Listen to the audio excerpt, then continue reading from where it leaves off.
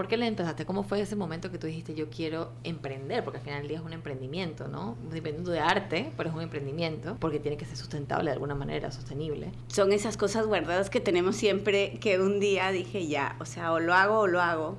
Y bueno, lo primero eran las artesanías, empecé a trabajar con fajas de Otavalo, Ecuador, porque era una forma fácil de entrar al mercado de la moda.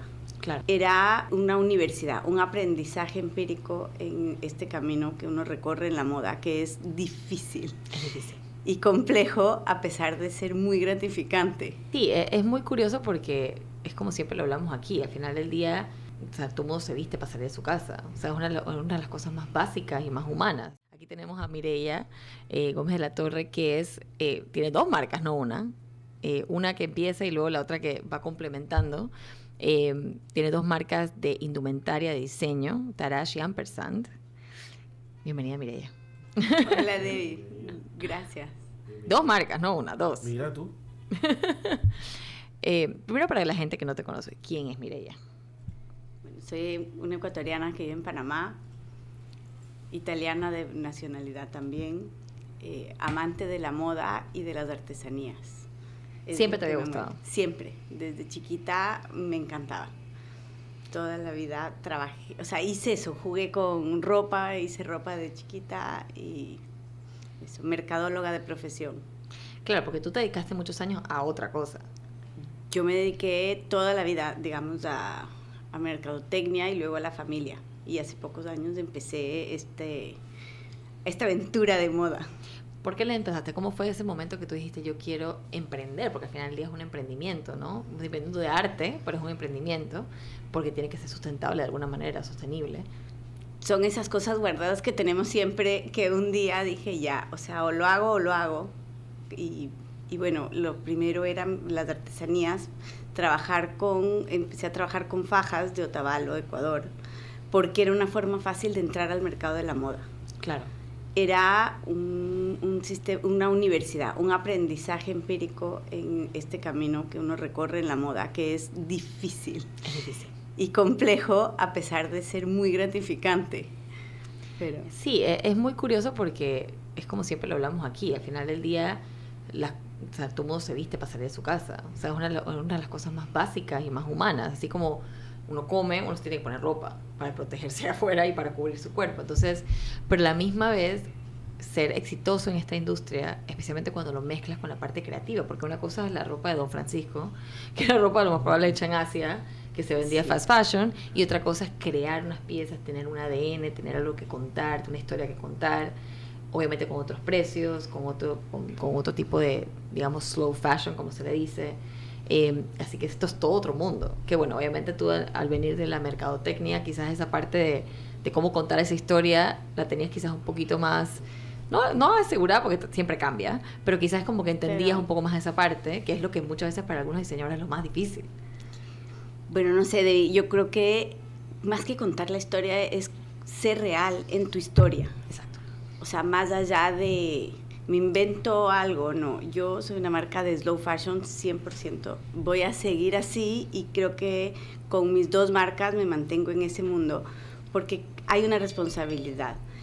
Devolver a la gente lo que te da, devolver a las comunidades, devolver a las sociedades lo que está pasando es algo y es parte del ADN de mis marcas. Claro. Con Tarach no solo es eso, es rescatar lo que somos, de dónde nacemos, de dónde venimos. A veces pensamos, bueno, sales a la calle y dices, bueno, y ahora voy a salir y me voy a encontrar con cuántas personas vestidas igual a mí. O te vas a una boda y uno se pone a pensar y dice, ¿dónde me compro el vestido? ¿Dónde hago esto? Porque no quiero encontrarme con nadie que tenga la misma ropa. Claro. Bueno, el trabajar con artesanías hace que eso no pase. Te da una autenticidad propia y además te rescata tu individualidad. Totalmente. Con un cinturón artesanal hecho a mano, uno de cada uno, one of a kind, va a ser imposible que alguien se vea igual a ti por más que tenga el mismo vestido. Claro, ¿cómo entonces, bueno, me dices que nace esa idea de los cinturones porque para ti fue lo más fácil, quizás algo que viste cuando crecías, ¿por qué para ti era lo más fácil? Porque quizás para algunos panameños no suena como algo tan fácil, porque nosotros vemos nuestras artesanías y al revés, es como que cómo uno llega donde esos artesanos, cómo uno hace que estos artesanos lo trabajen. ¿Cómo fue ese proceso para ti, viniendo de Ecuador, digamos? ¿Y cómo es esa industria en Ecuador? Bueno, la industria artesanal es una industria que está creciendo hoy por hoy. Hace 20 años cuando yo empecé a pensar en esto, 30 años cuando pensaba en esto, no existía. O sea, yo me imaginaba los detalles artesanales puestos en ropa, en vestidos, pero fue un proceso que no se dio en ese momento, pero nunca desapareció de mi mente, claro. de mi cabeza, digamos. Entonces, crecer en un mercado, crecer con comunidades indígenas, crecer paseando por el país y viendo la diversidad que hay de culturas y esencias en un mismo país tan chiquito como Ecuador o el mismo Panamá. La cantidad de riqueza cultural que tiene a nivel artesanal es increíble. Entonces hay demasiado que explotar, demasiado que ver y demasiado que mostrar al mundo. Claro. Y además demasiada gente que lo está dejando de hacer.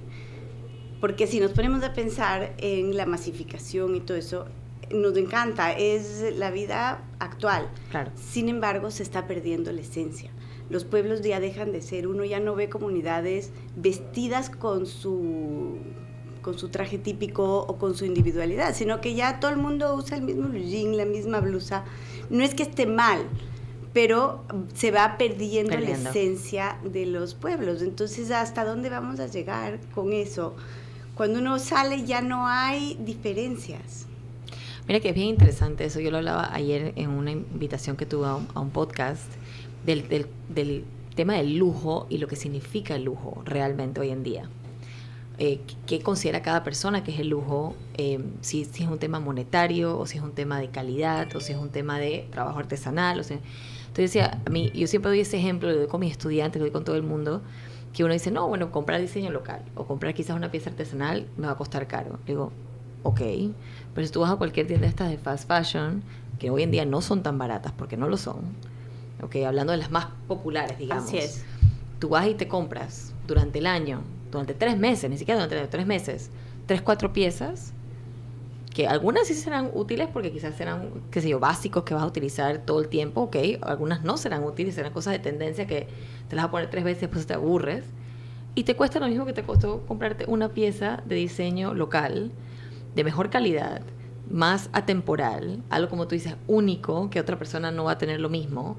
A veces sí, a veces no, depende de las marcas, pero de todas maneras mucho menos que si vas a cualquiera de estas tiendas. O sea que al final del día estás gastando lo mismo. Entonces es una cuestión de educación y una cuestión de prioridades, en realidad. No es una cuestión monetaria. Ya no lo es más.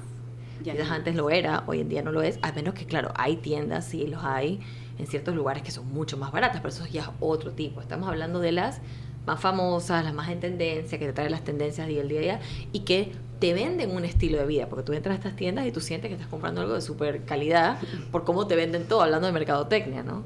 Dónde están ubicados, qué bonita que se ve la tienda, qué bonita que está puesto todo, cómo son los empleados que trabajan ahí. Entonces tú juras que estás comprando, y al final ya estás comprando algo que tienen millones de personas en el mundo y que no te costó nada barato.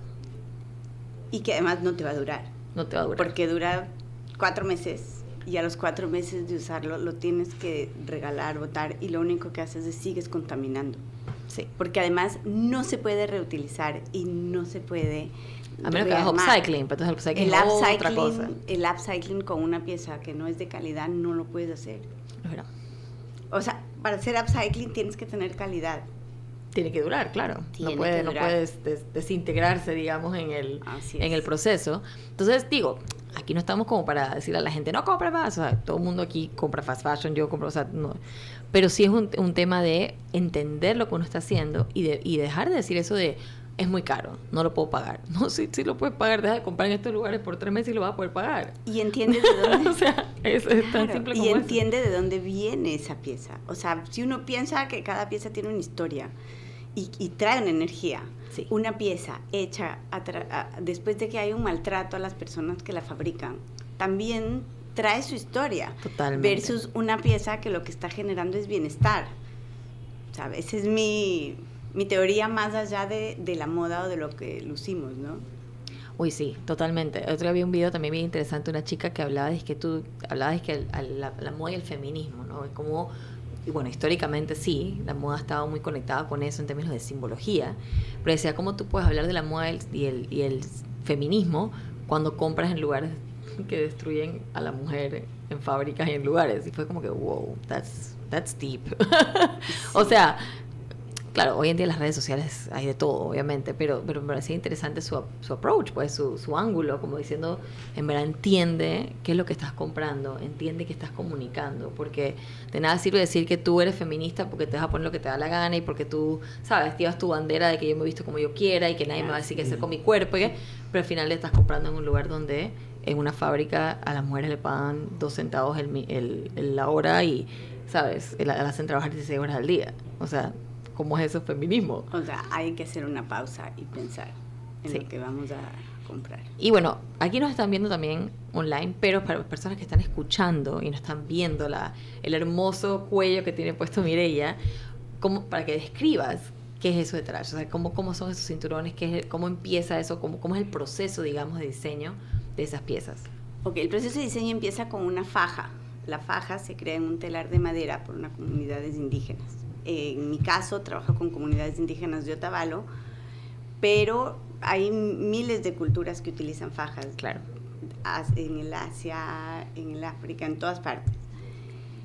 ¿Por qué hago cinturones? Hago cinturones porque la faja está pensada para ir en la cintura. Entonces yo, en mi proceso, quiero honrar la artesanía desde lo más profundo. Sin embargo, también le quiero ofrecer a la gente cosas más versátiles. Un cinturón que se pueda usar en el cuello como o también uno lo puede colgar en la cartera y usar como colgador de cartera, lo puede llevar en la cintura, lo puede poner para decorar un jacket, lo que uno quiera. Entonces, ese lo puedes llevar de top, las más atrevidas. Sí, porque tienen unos que son más gruesos. Sí, son más gruesos los tops, pero sí. Pero de igual manera son crop. La idea es generar algo más versátil. También se pueden convertir en carteras algunos. Tienes unos que son súper chéveres. Sí, Y aparte tú diseñas encima de esa faja también, o sea, le cambias, no solamente es la faja que viene de los artesanos, sino el upcycling que le das o la reestructuración que le das. Es un proceso totalmente reestructurado, o sea, la faja es una tira larga. Exacto. De textil, digamos, hecho en telar. Yo cambio totalmente eso. Por ejemplo, es de la colección anterior, que era la colección Revamp, que fue una colección que nace después de la pandemia, donde el mundo quedó fragmentado. Entonces, yo recogí mis fragmentos y restos de otras colecciones y volví a generar una pieza que brilló diferente. Claro. Es como, o sea, era como, deja que las piezas se vuelvan a juntar y formen otra nueva... Otra cosa, claro. Otra cosa. Y bueno, después del cambio, porque no quiero cortarte después cuando estamos hablando, no nos vamos todavía, pero para que hables de la nueva colección, que es bien interesante, y cómo la unes entonces con la otra marca que nace, más adelante, pues, porque primero nació Tarash y después nace esta otra marca que complementa, digamos, pero que al final ya también son dos marcas que pueden vivir solas, digamos, pero también se complementan. Y cómo las vas a presentar entonces en Fashion Week, y también tu última experiencia que tuviste en Nueva York, bien interesante, que quiero escuchar todas las historias. Porque obviamente, digo, si bien es cierto que tú lo ves y tú te das cuenta que es un cinturón hermoso, es una pieza hermosa, de todas maneras es un statement. Es algo que tú ves y quizás hay gente que lo ve y dice, yo no sé cómo ponerme eso, o quizás no lo entiendo cómo se va a ver en el cuerpo, pero cuando lo llevas quizás a otros lugares donde la gente tiene otra mentalidad, donde la gente está más expuesta a otras culturas del mundo, o viaja más, etcétera, ven eso y lo ven como algo súper divertido y te dicen, no, entonces claro, esa experiencia debe ser interesante de cómo cada tipo de lugar y cada tipo de cliente experimenta una pieza como la de Tarash, que en verdad... Digo, es espectacular, pero hay que aprender a utilizarla. No es lo mismo comprarse un t-shirt blanco, digamos, ¿no? Totalmente, totalmente. Bueno, las dos marcas se complementan. Tarash tiene un par de años en el mercado y Ampersand, que es la nueva marca, nace el año pasado, básicamente por la necesidad de encontrar una forma de estilizar los cinturones. El momento que nos pusimos a hacer, buscábamos alianzas, es difícil encontrar una alianza porque el cinturón se lleva mucho el show. Claro. Entonces nos tocaba crear la ropa para estilizarlos. Y así es como nació Ampersand. Este año va a lanzar su primera colección. Colección. Antes de eso hicimos basics para combinar. Y las dos marcas se complementan porque... el concepto de Ampersand es un concepto limpio, es un concepto minimalista latino. Yo lo llamo el nuevo minimalismo latino. Me encanta. Que es liso, más plain, unicolor en su mayoría, y que puede adaptarse y combinarse con cinturones llenos de vida y de color. Claro. El proceso que me dices de ir por diferentes partes del mundo es todo un aprendizaje. Cada cultura, cada país, cada sitio le gusta algo diferente. Es interesante. O sea, uno piensa en los colores, que es lo que a nosotros nos gusta, y decimos, wow, esto es algo que va a shine everywhere. No, eso... Hay lugares que, exacto, que colores como que... Wow. O sea, no pasa de eso. O sea, Nueva York es un sitio interesante porque en Nueva York todo funciona. Sí. O sea, Nueva York es un mundo para todos. Sí, todos tienen su nicho, todos tienen su lugar. Todos tenemos un nicho ahí y un nicho donde somos apreciados. Claro. No así otras culturas. Por ejemplo, Europa es súper diferente. Sí, sí. Depende también qué lugar en Europa, pero sí. Depende, pero el norte, el sur, o sea, son culturas, son mundos 100% diferentes. No, y también son sociedades con tanta historia. O sea, cuando nos ponemos a pensar en realidad, por ejemplo, un país escandinavo, son miles y miles y miles de años de historia. Entonces, ¿cómo tú comparas eso con un Panamá? ¿Me explico? O con una que está bien, tiene cientos de años y lo ves en las colonizaciones, obviamente, pero no son miles y miles y miles. O ni hablar de Asia. Entonces, sí, con su cultura tan arraigada, e inclusive de vestimenta también. Entonces tienen, por más de que hoy en día no estamos hablando que la gente en, no sé, Noruega se viste como un vikingo, pero definitivamente tienen una historia tan arraigada de su pueblo y la manera en que ven las cosas. Y bueno, también el tema del clima es tan interesante. Hablando de New York, yo me acuerdo, la última vez que estuve en New York, porque en verdad la familia de mi esposo es allá y igual no he ido en 4 años. Fui justo antes de la pandemia. Y a mí me encanta el color. Y en ese momento yo tenía el cabello rojo y enrulado. O sea, era una locura. Y pues, era muy divertido, pero definitivamente no pasaba desapercibido. Y entonces yo voy en pleno final de diciembre, ¿ok?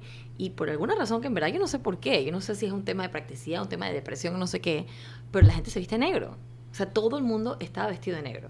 Y yo me acuerdo que yo llego a New York con mi cabello naranja y con un abrigo de pelo rosado Barbie, ¿ok?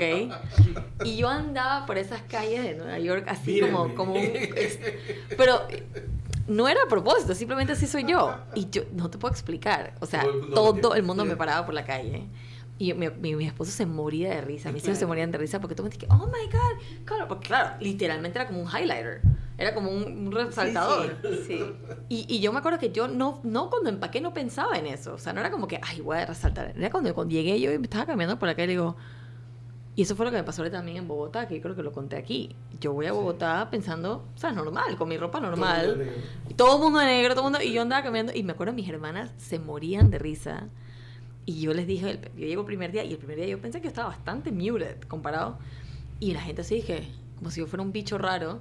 Y le digo, bueno, ni saben cómo voy a poner mañana. Entonces yo le dije, yo voy a andar mañana con el celular aquí puesto y voy a grabar a la gente, porque en verdad yo no entiendo. Y al final me fui por otros tipos de calles. Pero es muy interesante. Súper. Entonces uno dice, es que, wow, ciudades tan cosmopolitas como Nueva York y como Bogotá, tan grandes. Y hay esa diferenciación, pero claro, tiene que ver con culturas, tiene que ver con país. Digo, aquí estamos en un país tropical, un país donde, digo, hoy está muy tristón, pero digo, te puedes levantar mañana con este sol espectacular y me explico. Entonces, eso te cambia el mood y te cambia cómo ves las cosas. Y cómo te vistes te cambia. Es impresionante. O sea, es impresionante cómo... Yo me deprimiría vestida de negro todos los días. Ponerte algo de color, ponerte algo así, te anima, te revive. Por ejemplo, tú ahora estás de morado. Sí. Me encanta. El morado es el color que todo el mundo te va a decir, hoy vas a ver, que todo el mundo te va a decir que te ves espléndida. No sé por qué, pero el morado hace eso. Y es un color que poca gente lo usa. Es un color, digo, y es un color que le da vida a todo. Está muy de moda para las camisas de hombre. Sí. El color morado es bien interesante porque culturalmente era un color muy, o sea, era el color más caro, era el color más de la élite, porque era tan costoso conseguir el pigmento del molusco que los que lo utilizaban eran la gente, los emperadores, pues eso siempre está conectado con ese tema, ¿no? O sea que maybe, ¿sabes? Culturalmente también se creó una cultura alrededor de eso. Sí, se creó una cultura, pero también es un tono que dependiendo del color del morado, es bastante, o sea, le va bien a mucha gente, porque hay tonos de morado que son más cálidos y hay tonos de morado que son más fríos, o sea, más hacia los azules o más hacia los rojizos, o sea, tipo, entonces creo que también es por eso que a mucha gente le queda bien ese color. Sí. A diferencia quizás de un tono, de otros tonos, aunque en verdad todos los tonos tienen su lado más cálido y su lado más frío, entonces en teoría sí, pero hay tonos que nos asustan, por ejemplo, a todo el mundo nos asustan y nos dicen que el naranja y el amarillo se le ve feo. A mí en particular el color, por ejemplo, mostaza me encanta. Pienso que es un color que es divino y mucha gente le huye porque es que, ay, me voy a ver como si fuera toda pálida, horrible, no sé qué, pero son como enseñanzas culturales que nos dan sobre los colores. Y uno puede combinarlos. Sí, o sea, uno le corta con algún detalle y los accesorios del cabello. Bueno, aquí me están las señas que tenemos que ir al corte comercial. Y cuando regresamos, entonces hablamos de la nueva colección. Pero bueno, regresamos. Aquí estamos hablando con Mireia de Taraj y Ampersand. Estuvimos hablando sobre, bueno, primero Taraj y la creación de esta primera marca, que es la que le inicia entonces en el mundo de la indumentaria y el diseño. Y luego entonces conecta con esta nueva marca Ampersand, que empezó hace un año, el año pasado, o este año. Este año, 2023. O sea, realmente empieza en el 2023. En 2023. Digo, tú hacías una que otra cosita nada más como para poder mostrarlo, en diciembre, digamos. Exacto. Del año pasado. O sea, la Basics, pero la marca toma forma en el 2023. ¿Cómo escoges, por ejemplo, el nombre? Tanto el nombre de Taraj como el nombre de Ampersand. Ok, el nombre Taraj, como su esencia es rescatar artesanías desde un nombre artesanal. Viene de la cultura Shuara, que es una cultura de raíces profundas que está en la selva de Ecuador y Perú, y es una cultura que mantiene su esencia hasta ahora. Y entonces por eso es que me inspiró, y significa atuendo de mujer. Oh, wow. En lengua Shuar. Qué bonito, qué linda. Sí, y Ampersand es una marca como que nos quiere dar libertad, nos quiere dar fluidez, nos quiere decir, somos lo que somos y seamos lo que queremos ser. Y entonces el signo Ampersand es el signo de I. Exacto. Y que quiero y que no pasa nada o sea, exacto. Por eso es de Ampersand. De conexión también. Cuando uno usa el Ampersand también es como para unir, de que entonces es interesante. Y entonces en este Fashion Week estás unificando, digamos, por primera vez, realmente, porque el año pasado como que creaste unas piezas que no eran de Ampersand, eran unas piezas X que las creaste para poder mostrar tu pasarela, pero este año estás como oficialmente presentándolas en sociedad, digamos, como se dice. Y son piezas y debo decir que son piezas increíbles. O sea, que en verdad pueden vivir solas, pues no necesitan el cinturón para poder sobrevivir como una pieza de diseño. Cuéntanos un poquito, para la gente que no sabe, obviamente, qué tipo de piezas son. O sea, qué tipo de ropa es la de Ampersand. Bueno, es ropa para usarse a diario, es ropa fácil de combinar, fácil de lucir y la idea es que quede bien, o sea, que se te vea bien, que te pongas y puedas salir rápido, o si necesitas estar bien, que te caiga bien, que te forme bien, que no tengas que ser muy flaca. Bueno, eso es inspiración propia, porque yo no soy alta y flaca. Entonces, a veces es difícil conseguir ropa. Claro. Que nos quede bien. Entonces, es una ropa que la idea es que quede bien a todo el mundo. Que una persona pueda irse rápido a una reunión de oficina, o si quiere ir a tomar té con las amigas, también esté acorde a la ocasión. Y se vea especial, siendo simple. O sea, es una prenda simple pero no aburrida. Es que eso es lo que te voy a decir. Es simple en el sentido de su estética, porque no tiene, es. ¿sabes? Ruffles y lazos y patterns y cosas, pero sí es una pieza que tiene diseño, porque tiene asimetrías y tienen cortes interesantes y tiene telas buenas, que eso es muy importante. Porque es verdad, no quiere decir que nada más te vas a comprar cosas de telas naturales en la vida, no, pero prestar atención a las telas es importantísimo, porque hay cosas que no quedan igual si está en una tela que no es la correcta, o que si tu piel no puede respirar bien en muchas de esas telas, porque el sudor, la incomodidad, también está la parte de la misma limpieza, cómo cuidas esas piezas también. O sea, hay muchos factores que hacen que eso te pueda durar mucho tiempo y que pueda ser realmente atemporal. Así es. ¿Qué es lo que estás buscando con eso? Por eso es que, bueno, el objetivo es trabajar siempre con fibras naturales. Estamos empezando con linos, porque estamos en Panamá. Sí. O sea, empezamos en Panamá. No hay nada más fresco que el lino para un clima cálido. Totalmente. Siempre uno está cómodo, siempre está...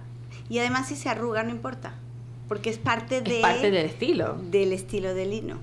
Sí. Entonces, puedes estar todo el día con eso que nunca vas a estar mal. O sea, yo sufro con eso porque yo soy súper... Yo no soporto las arrugas. Cada vez que yo me visto en la mañana, yo plancho mi ropa. O sea, yo no puedo ver ni que una arruga. Entonces, pero el lino es así. Y yo me acuerdo que para la fiesta que tuve ahorita de mi hijo, yo me mandé a hacer un vestido con un lino fino, que los linos finos se arrugan. O sea, tipo, Sí. entonces todo planchadito. Y en la primera sentada que tuve, primera parada, ya estaba todo arrugado. Y yo me tenía que hacer ideas en mi cabeza, es que eso es normal, porque yo sufría, porque yo no soporto la arruga. O sea, para mí es como, o sea, es un problema. Sí. Sí, y yo plancho todo porque en verdad en los closets las cosas se arrugan. O sea, yo meto un vestido en el closet y cuando lo saco se arrugó. Entonces yo no puedo, entonces yo tengo mi plancha hasta de vapor. Ujú. Y todas las mañanas yo plancho mi ropa. A menos que sea un t-shirt que no se arrugó, Sí. pero sí, o un jeans, pero si no, yo no puedo. Pero el lino es así, o sea, el lino mientras más fino, más se arruga, en realidad. Licencia para estar arrugada. Exacto, es la licencia para estar Sí, arrugada. Hay licencia. linos, y hay linos que inclusive arrugados se ven muy lindos porque no son arrugas tipo tan cortadas, sino son Ujú. capaz un poquito más como... pero sí, y la verdad es que siempre lo hablamos, los hombres aquí usaban las guayaberas. Las guayaberas es la cosa más cómoda que un hombre puede utilizar en su día a día, y en algún momento decimos, no, vamos a poner los sacos. Ujú. Pero tú estás todo el día en aire acondicionado es diferente. Sí, acá no me queda de otro. Pero la gente que anda por la calle con los sacos, digo, Dios mío. Muy de calor, así Yo es. lo pienso, cuando yo ando de saco en la calle y con una temperatura bestial, me quedo pensando, ¿qué se le ocurre que uno debe andar en saco? Uno debe andar En guayabera. en guayabera. Con camisa de lino. Mm. Claro, un pantalón cómodo. Sí, Así es. sí. No Pero entiendo. yo creo que eso viene también muy cultural de Panamá, porque en realidad los panameños, en términos de historia, se vestían como se vestían en Europa. O sea, Totalmente. cuando venían los colonizadores, no había una ropa, dizque, panameña. Quizás como cuando vas a una isla caribeña, o cuando vas a África, o cuando vas a Asia. O sea, aquí era como que se ponían lo que traían primero los españoles, y luego... Entonces... No, yo te decía, ¿no? Y ahora vienen los 100 años de la inauguración del hospital Santo Tomás. Cuando tú ves las fotos de cómo estaba vestida la gente ese día, que era Eso en 1920 y pico, ajá, hace 24. 100 años, frac y las mujeres con Vestido largo. vestido hasta abajo. Bueno, en los años 20 no usaban hasta abajo. Pues los tenían hasta abajo. Así que tienes que hablar con ellos para ver Se qué pasó. equivocaron. No se llegan a las flappers. No, mentira. Algo también interesante con eso, y después regresamos ya otra vez pero algo interesante con eso es que las tendencias duraban mucho más tiempo en cambiarse. O sea, que las mujeres en Estados Unidos y en Europa utilizaban los flapper dresses. No quería decir que en Panamá ya había llegado esa moda. O sea, como que demoraba, pues que... Y también tiene que ver con la edad de la persona. Si era una señora de 40, 50 años, no iba de repente a cambiar su estilo en 2 minutos. O sea, era mucho más Sí, ahora es... lento el proceso de tendencia en tendencia que hoy en día. Hoy en día demora 5 minutos, lo viste en 3 redes sociales y ya es la tendencia. ¿Me explico? O sea, como que en ese momento demoraba un poquito más. Así que me esas señoras todavía no habían entendido que estaban las Flapper Girls. O no les parecía bien las Flapper Girls porque eran las rebeldes de la época, pues. Eran las que manejaban carros y fumaban. Ah, claro. Eso estaba grave. Habrá que ver, Hay que ver. esos eran los años donde éramos casi un protectorado, Ujú. Claro. literalmente. Sí, sí. Entonces, la cultura norteamericana era muy fuerte. De hecho, tú ves los letreros de los comercios de la época, casi todos en inglés. Y yo vi un reportaje de Ford, de como ya del 17, De Ford Magazine en el año 17. de Ford, la empresa de carros, Ford. sobre Panamá. Ajá. Y el comercio al detalle estaba dominado por caribeños de lengua inglesa. Interesante. Eso comenzó a cambiar ya por allá por 41 con la Constitución que les enseñó la puerta a los extranjeros. Sí, y los 40 también fueron bien interesantes por aquí había muchos soldados estacionados en Panamá por la Segunda Guerra Mundial. Entonces aquí el comercio independiente, digamos, y también el comercio nocturno tuvo muchísima fuerza. Entonces mucha gente hizo mucho dinero así en Panamá. Claro. Mucha gente de clase media hizo muchísimo dinero con bares y con cosas porque están todos estos soldados aquí parados. Eso bien interesante. Pero bueno, volviendo a nuestro tema. Estuviste hace poco en Nueva York principalmente con Tarash, pero bueno, con las dos marcas, en 2 lugares ¿sabes? Diferentes, pero en el marco, ¿sabes? Estaba en la En semana el de marco Fashion. de Fashion Week. Cuéntame un Sí. poquito acerca de esa experiencia. Bueno, estaba en Fashion Innovation Talks, que es esta plataforma de moda sustentable, que lo que busca es difundir la moda sustentable y aprender y fortalecer. Súper interesante. O sea, era un evento privado de poca gente, entonces ahí había personalidades, estuvo Kenneth Cole, estuvo Alexander Birman, hablar con ellos, ver su riqueza y su sencillez. Sí. Es increíble, o sea, no tiene precio.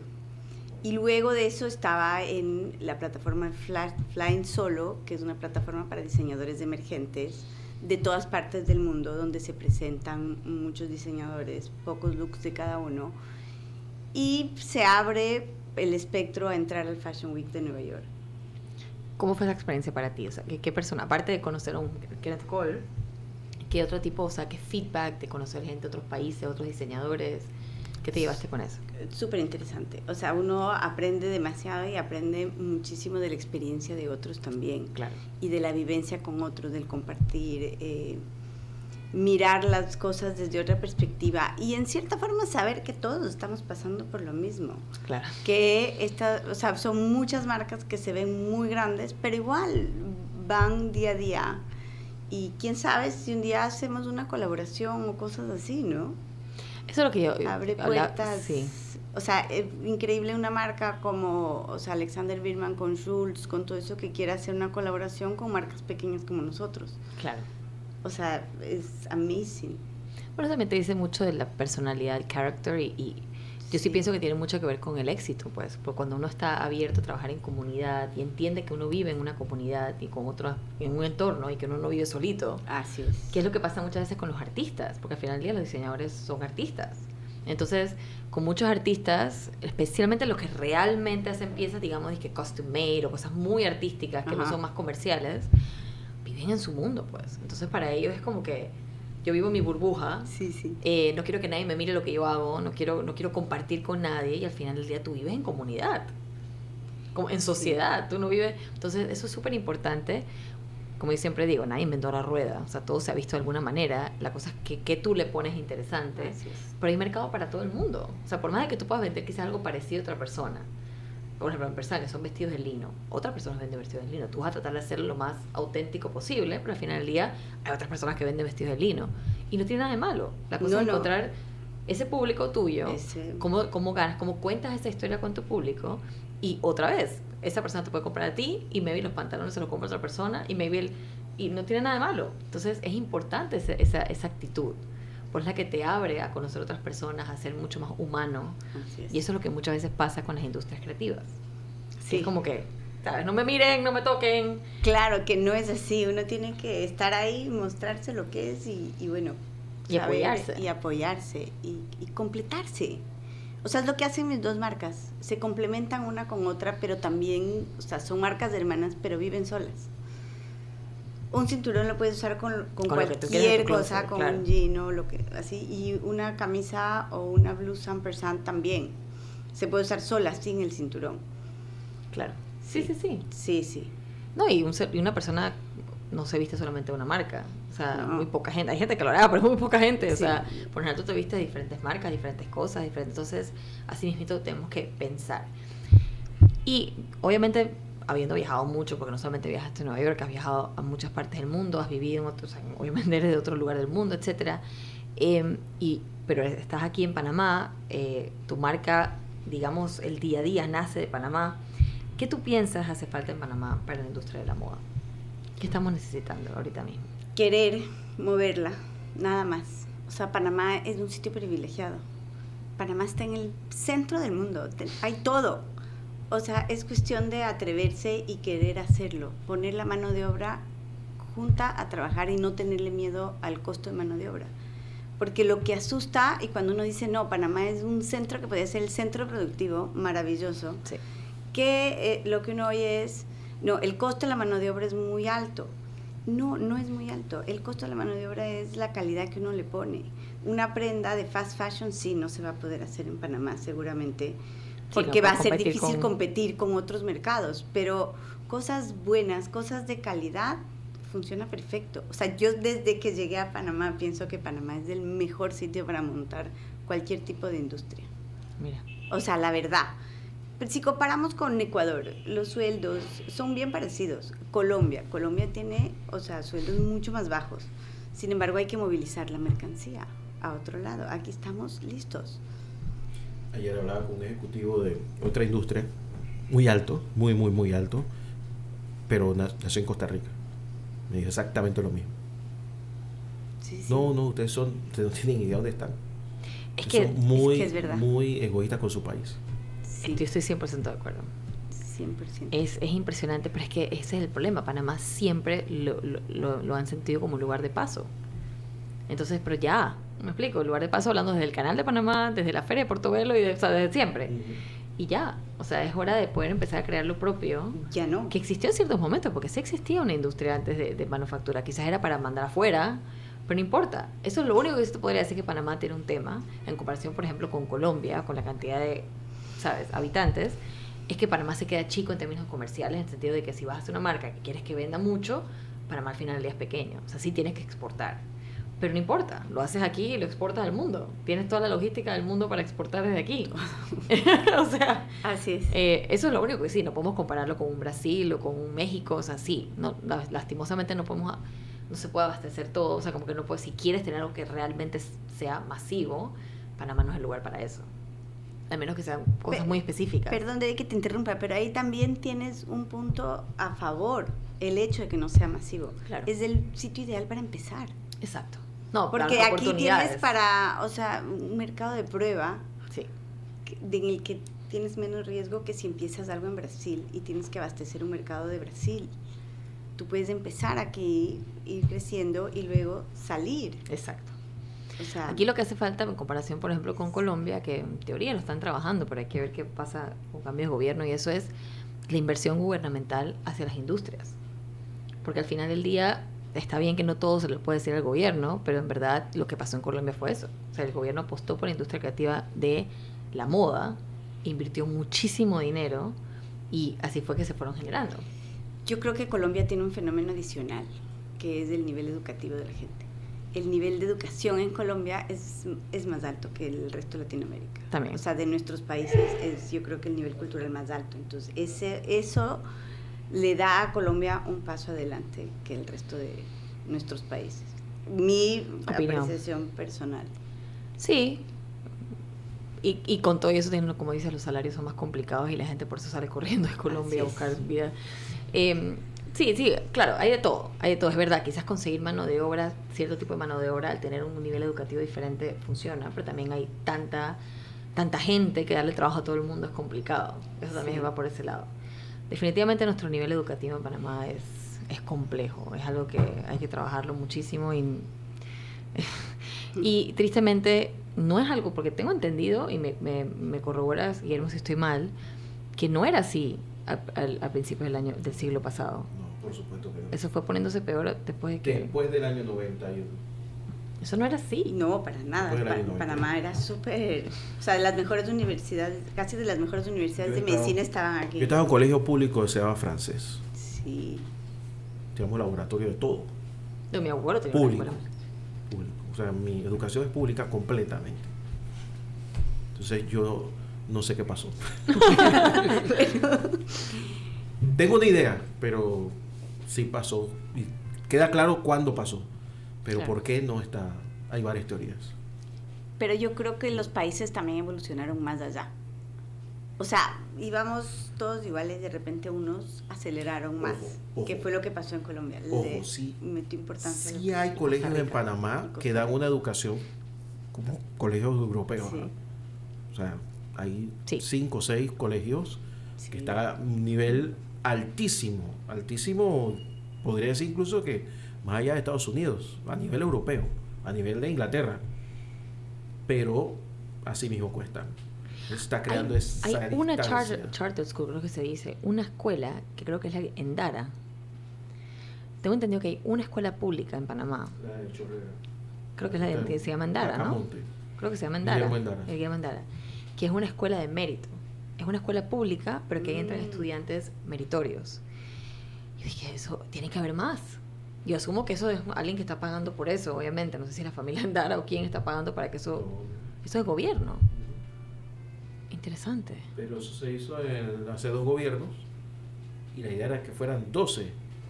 Es que eso me parece que es toda la diferencia, porque en efecto muchos chicos que tienen potencial no pueden ir a escuelas privadas, no pueden pagar esas escuelas que tú dices. Entonces, darles la opción de poder ir a una de estas escuelas meritorias.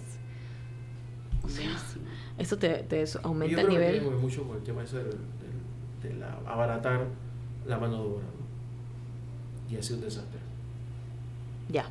Y ha sido un desastre. Pero bueno, en algún momento hay que cortar y volver a hacerlo todo de nuevo.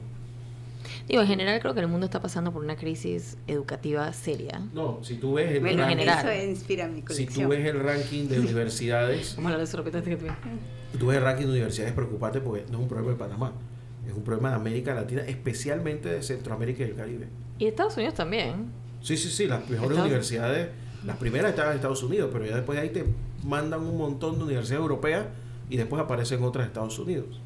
Estados Unidos está grave el sistema educativo también. Sí. Bueno, hablemos un poquito antes que usted no me mates, pero 5 minutos. Hablemos sobre la colección entonces de este año en Fashion Week, que vas a presentarla el próximo viernes. ¿Cómo se llama? Bueno, la colección se llama Universos Entrelazados. Está inspirada en lo que también estamos viviendo, en la revolución tecnológica del multiverso y la confusión global que tenemos en la sociedad. Claro. O sea, hay 2 revoluciones que se están dando paralelas. La una es la tecnológica y la otra es la social, donde muchas cosas están cambiando y hay mucha confusión. Sí. Y eso es lo que inspira mi colección. Por eso vamos a ver líneas entrelazadas que se combinan entre sí y diferentes capas de los diferentes niveles que pueden vivir solos, como los multiversos. Y cabe resaltar, que creo que esto es importante mencionarlo, es que esta es una colección que no tiene un límite de edad. Es que creo que eso es importante, que muchas veces la moda, especialmente cuando uno va a un Fashion Week, la moda es muy como que, ¿sabes? Muy jovial quizás, con cosas muy cortitas, muy pegadas. Entonces muchas veces las mujeres van a estos desfiles pero dicen, pues yo no me voy a poner ni la mitad de las cosas que llevo aquí. Ojo, yo no pienso que la moda tiene una edad específicamente, cada uno se puede poner lo que quiera, pero sí hay un tema de cuerpo, un tema de comodidad, un tema de estilos de vida, que es una realidad. Entonces, tu colección es una que una señora, una jovencita, pero también una señora pueden ver y decir, yo me puedo poner eso. Yo me puedo poner eso. Y es una colección comercial, que eso también es importante decirlo, que muchas veces uno va a ciertas pasarelas y son muy artísticas y muy así especiales, o ropa para eventos muy especiales. Aquí tú vas a encontrar ropa que te puedes poner mañana si tú quieres y está perfecto. Que eso también es importante mencionarlo. Sí, no es una colección artística. El arte está en los cinturones. Sí, tiene tu el arte está en los cinturones. O sea, un cinturón usado de ciertas maneras puede ser un statement. Claro. Pero un jacket o un pantalón de ampersand se puede usar en cualquier momento y con su estilo, con su buena calidad, pero estilo. Del día a día. Así es. Buenísimo. Para que invites entonces a tu desfile, ¿qué día es, qué hora es, dónde? Bueno, el desfile va a ser en el Distrito de Moda a las 8 de la noche, el viernes 22. Espero que puedan ir a ver lo que tenemos guardado. ¿Y tus redes sociales? Para que te sigan. En las redes sociales son Tarach Design. Con 2A. 2As y es la guión bajo. Y Ampersand Atelier. También con guión bajo. También con guión bajo. Sí. Para que la sigan, en verdad, es una marca local que tiene un potencial enorme. Yo sé que vamos a estar escuchando de esas marcas fuertes en los próximos años. Eso es lo que esperamos. Sí. Así será. Nos vamos, Debbie. Nos vamos. Muchísimas gracias. 3 minutos nada más. Mentira, no 3, menos. Porque se está adelantado 2 minutos, ¿vio? Me están engañando. Nos vamos. Me pasé 2 minutos nada más. Bueno, ¿por qué se equivocó en la hora?